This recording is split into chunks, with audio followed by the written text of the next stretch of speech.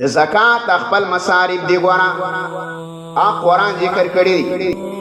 زکات مصارف سری داینه دی ویلی چې مدرسه په جوړا کا داینه دی ویلی چې جمعات په جوړ کا داینه دی ویلی چې کوڅه په جوړا کا داینه دی ویلی چې را بل یو کار سړک په جوړ کا سکول په جوړ کا دار زکات دا مصارف نه دي جمعات څومره لوی ثواب دی زکات مال باندې نشي جوړول مدرسه څومره لوی ثواب دی زکات مالونه باندې نه جوړیږي دا سهلی دي خلق حکم یو سړی راوي کنه چې د زکات په مال باندې مدرسې جوړیږي د مدرسې شاته سبق ویلې دا پیټي کولاوي دا مدرسې نه جوړه یو سړی راوي چې جمعات د زکات په مال جوړي د مدرسې شاته سبق ویلې دا نه خبر خوار ده دین د قرآن په مخ نه دی ورغلی نه د حدیث د رسول الله په مخ ورغلی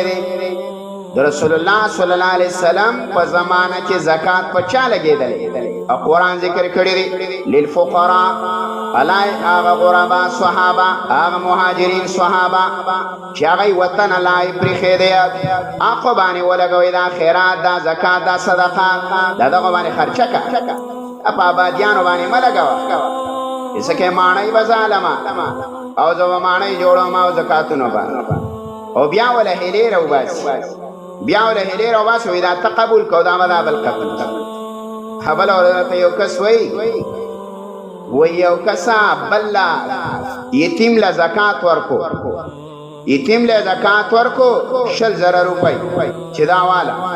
او بیت وته ویلا چې ته به پلاني لا ورکې یو مرګره ویل دله به ورکې نو بیت هغه یتیم خواره هغه زکات راواغستله هغه ملګري له ولا ورکړه نو هغه وی دا پېزان لا یو څیز دی نو یو څیز پېزان لا واغس چې په هغه شپه باندې هغه څیز کور ته ویوړ که نه د الله نظام ته ګوره هغه څیز ور واغسیسته وسو مال یو کس رالی ګاونډي ویله پلاني امیر صاحب دا چل کړی دی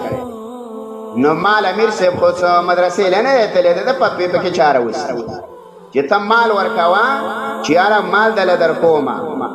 او دا دی له در کوم چې دا مال به ګوره ته قبلې مال به بېرته راکې